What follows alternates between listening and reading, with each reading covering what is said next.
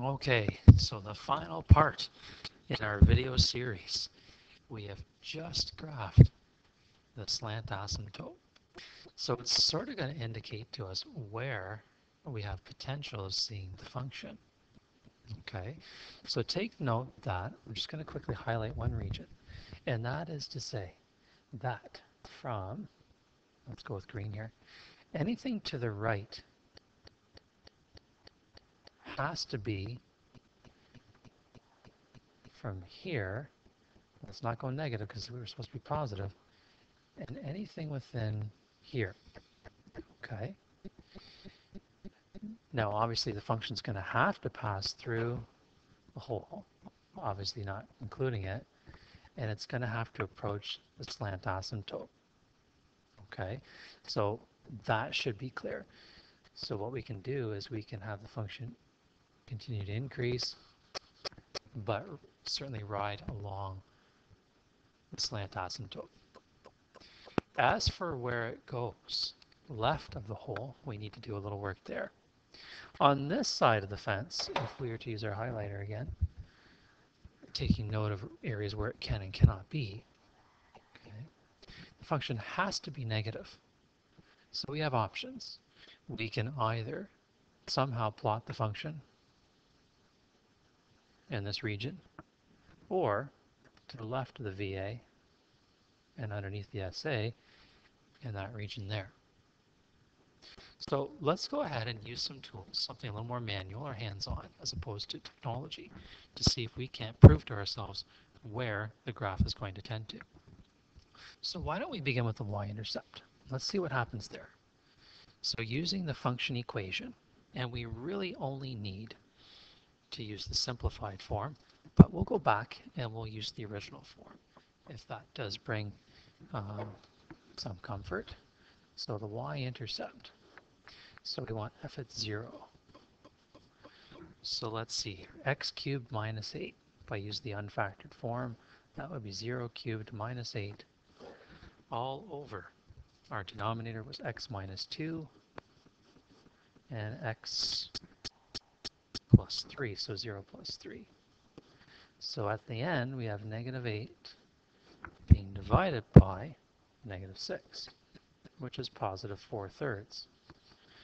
So in heading back to our graph, using the scale that's provided, 4/3 is equal to 1 1/3, or roughly 1.3. So where we have this happening here, this is not going to be the nicest of looking graphs, but I guess we can alter the shape a little bit to accommodate. So here's our y-intercept. The hole is here. So we see something looking linear, increasing towards the slant asymptote. On the other side of the function, I think it's safe to say that in order for it to stay positive, that it's going to have to be decreasing from the VA up to the y-intercept.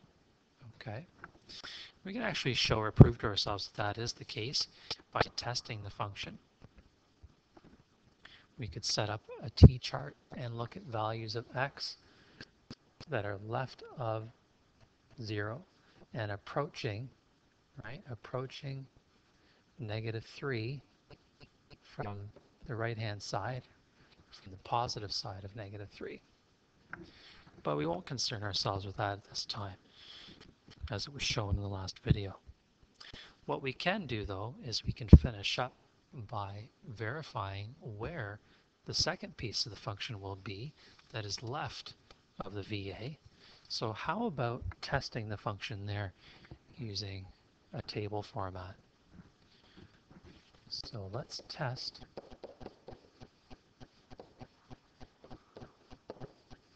the function for either increasing or decreasing nature, as x is going to go towards negative 3. Okay, but this time we don't want to test from the right-hand side of the VA. We want to look at what's going on the left-hand side. So let's approach it from some negative values. So in our table, why don't we start at -5, go to -4, and at -3, recall that at -3 we have our VA. So there it's undefined because of the VA. If we use our function equation like we did before and evaluate at -5, we can use the simplified form and not concern ourselves with the x minus 2's, because remember that, I'll write them down just the same, remember that these are going to do this. So why not just use the rest of the function equation, which was -5. So we'll use that, we'll square it, and to that we will also add 2 by -5 and +4. In the denominator we have x plus 3, so -5 plus 3. If we work all of this out, you should arrive at -9.5. At -4, you should arrive at a value of -12.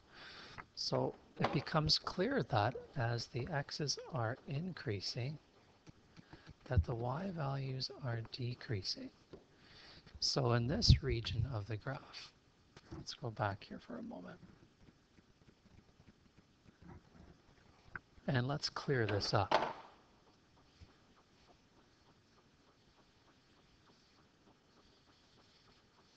Just have this get absorbed here by the eraser. So the function is decreasing. So at -5, it was given a value of -9.5, at -4 at -12. If we were to scale this out, you would notice that the function equation, its y values would be in this region here. Okay, that is underneath though the asymptotes. Please don't confuse where I've got the circle. So here, and obviously not to the right of that. So removing that from our diagram, we should see y values doing this. Okay. If we further test, we go further left, -10, -100, -1,000, what you're going to see are not y values up here, but values here along this direction and riding along the SA. So this is a complete sketch for our graph. The only inaccuracy we have at this point in time is where the turning point is here.